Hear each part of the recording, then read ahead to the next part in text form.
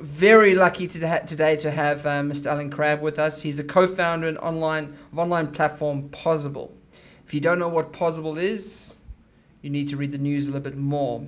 It's an Australian crowdfunding website developed specifically for the creative industry, and has worked extensively in consulting and finance with a number of firms, including PricewaterhouseCoopers. But Alan's real passion is for product design, innovation, and creative ideas that change the world. Now, Alan's a man that is in demand with the media, hunted by people in the creative industry, and his absolute power in the crowdfunding space that we know today that has taken off, and he's certainly a leader in that space. Alan, thank you very much for joining us. I think he's just climbed off a plane into a taxi right here, and as I told you, he's a very difficult man to get hold of. Thank you very much. That was a very nice introduction. I think that was probably the best introduction I've ever had, actually. So, the best way I think to talk about business growth is to look at, I suppose, how myself grew as a person, and I suppose how the business has evolved with that. I'm quite a new tech startup, and I think anybody that's in this that's new to the industry will hopefully benefit or get an idea of where I came through in the last few years. So I'm obviously from Northern Ireland, and if you can't understand anything I say, just look at the pictures, they're quite nice. Yeah. So I went to university at Queen's in Belfast. I didn't move away from Northern Ireland, but I did get the opportunity to be part of a spin-out as part of university, and it was a high-tech startup. It wasn't in the tech space, but it was in the textile industry. And it's really there where I got the passion and desire to have. I really got this entrepreneurial spirit, and realised that there's much bigger things outside of Northern Ireland. And I suppose I moved to Australia about 6 years now, and I came here as a year out. I floated lots of different jobs, maybe within about 4 or 5 years back home. Always had a passion for doing something new, something different, and a business behind it.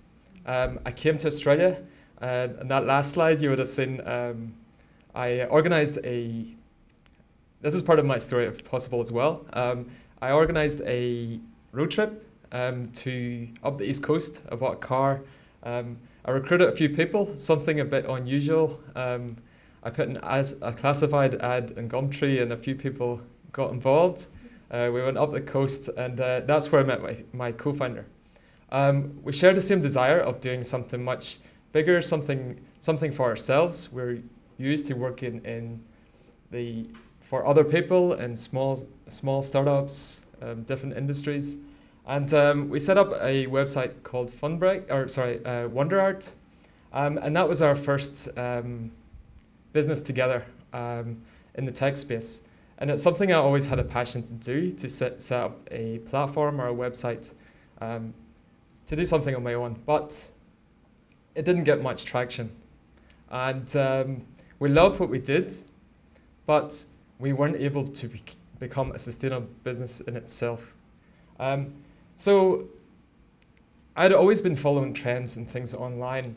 And I think at that point we had to decide what to do. Do we let it go, or what do we do? What do we do to change?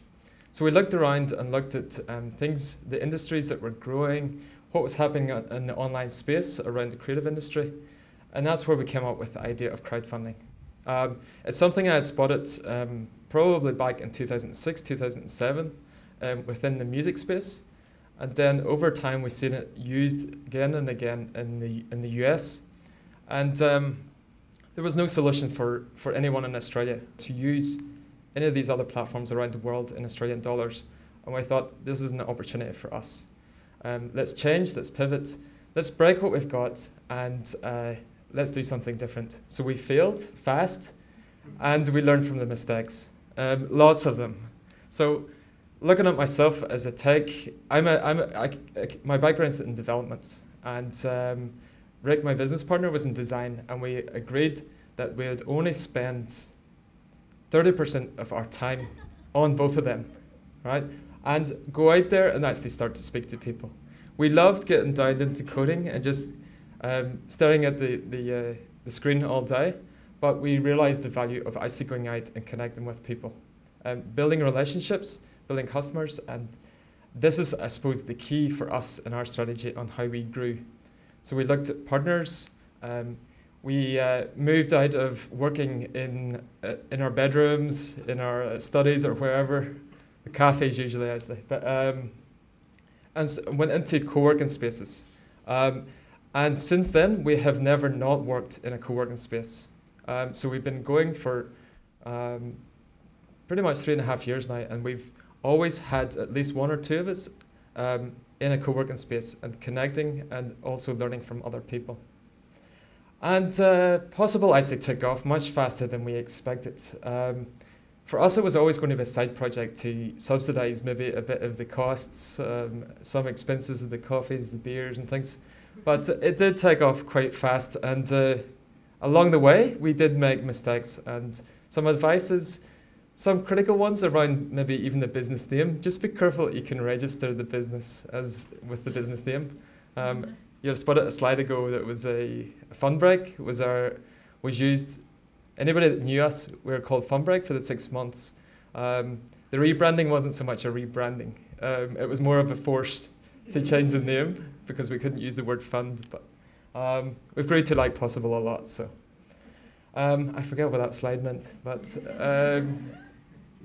so I think the key thing for us and what we've learned through Pozible as a business ourselves, and also for the projects that we see use the platform, it's all about looking after the people that are your first adopters, for the people that are your first customers, keeping them engaged, keeping the story of you alive, and always keeping them informed of what changes you're doing, some of the things that everybody else doesn't see, because these are the people that are speaking on your behalf. So back 3 years ago, these people are the same people that are right there talking about us. And it's, for me, I love going to events and people are standing up and talking about the good work that we do, even though they're not actually part of the team. And so over the last 3 years, we've been able to grow the team to about 9, and we're very careful about making sure that everybody grows the same way as we have. So we concentrate a lot around the development, learning from your mistakes, and doing exactly the things that we don't want them to feel, as we did before we started Pozible. Okay, I think that's me. I missed only 2 slides. Yeah, I did okay. Thank you very much.